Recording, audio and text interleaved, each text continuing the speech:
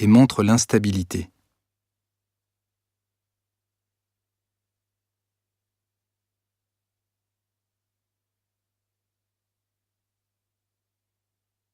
L'échographie doit explorer les tendons sur tout leur trajet en s'affranchissant de l'artefact d'anisotropie, ceci en maintenant le faisceau ultrasonore perpendiculaire à l'axe tendineux.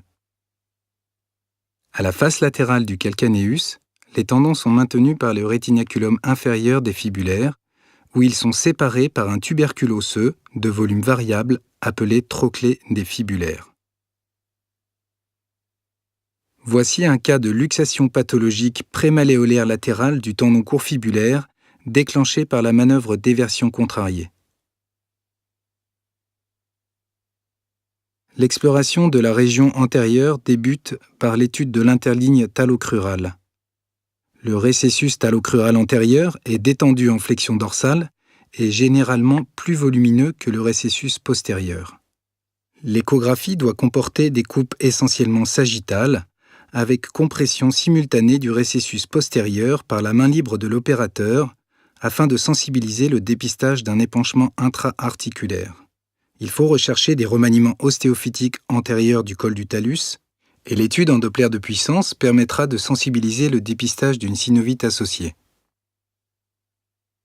Voici un exemple d'épanchement intra-articulaire talocrural sensibilisé par les manœuvres de compression du récessus postérieur.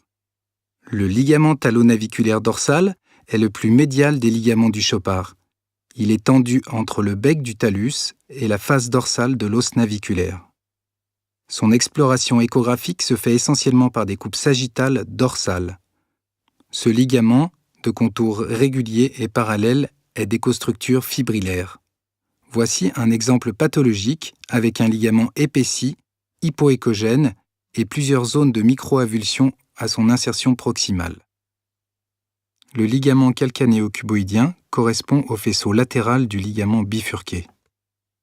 Il est relativement épais et fibrillaire et unit le rostre calcanéen à la face dorsale du cuboïde. Son exploration échographique se fait par des coupes axiales obliques, bilatérales et comparatives, également avec étude en Doppler de puissance. Il faut savoir rechercher une avulsion de l'insertion calcanéenne de ce ligament sur la grande apophyse du calcanéus. Le ligament calcanéo-cuboïdien latéral est tendu de la face latérale de la grande apophyse à la face latérale du cuboïde et fait partie intégrante des ligaments stabilisant le Chopard. Il est épais et discrètement triangulaire à base proximale calcanéenne. Son exploration échographique se fait également par des coupes axiales obliques, bilatérales et comparatives.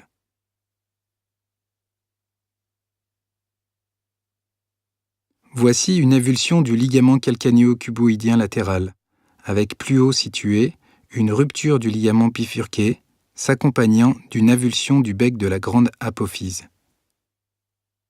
Le sinus du tarse est triangulaire à base latérale et contient un environnement graisseux au sein duquel cheminent entre autres les deux ligaments talocalcanéens interosseux postérieurs et antérieurs.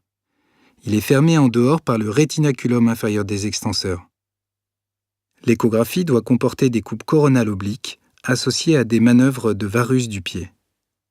L'ambiance graisseuse apparaît sous forme d'une hyperéchogénicité diffuse. Une étude comparative est indispensable pour pouvoir affirmer le caractère pathologique du sinus. À gauche, le faisceau antérieur du ligament talocalcanéen est épaissi, hypoéchogène à son anthèse calcanéenne. Nous allons maintenant passer au dernier temps d'examen, la région médiale.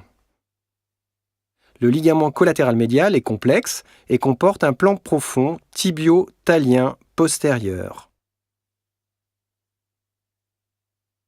Nous explorons ce ligament dans un plan frontal oblique en réalisant une manœuvre en flexion dorsale du pied, ce qui permet de le mettre en tension. À sa superficie, on retrouve le tendon tibial postérieur. Le ligament collatéral médial comporte également deux faisceaux antérieurs, le ligament tibio-talien antérieur et le ligament tibio-naviculaire. Ces deux ligaments sont explorés dans le plan axial avec en profondeur la gouttière antéromédiale.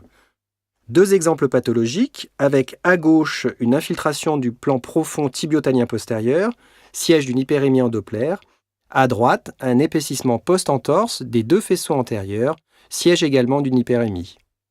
Ici, les tendons fléchisseurs avec le tendon tibial postérieur le plus antérieur et le rétinaculum des fléchisseurs. Ce tendon est exploré dans le plan axial et testé en inversion contrariée du pied qui s'assure de sa stabilité. On voit ici, en superficie, le rétinaculum des fléchisseurs qui maintient le tendon en place.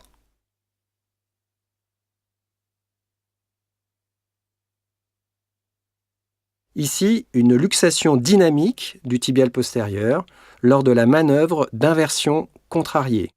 Le spring ligament ou ligament calcanéonaviculaire plantaire est stabilisateur de l'arche médiale du pied. Il est exploré dans un plan axial oblique et testé en valgus. On le voit ici, au contact du talus, rejoindre l'os naviculaire. Ici, à gauche, une rupture traumatique du spring ligament, à droite, l'aspect normal, tous les deux testés en valgus.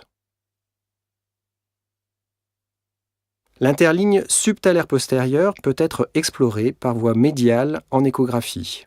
Cette exploration se fait dans le plan frontal avec une manœuvre dynamique en valgus. À droite, une laxité pathologique avec un interligne qui s'ouvre anormalement en valgus par rapport au côté sain du côté gauche.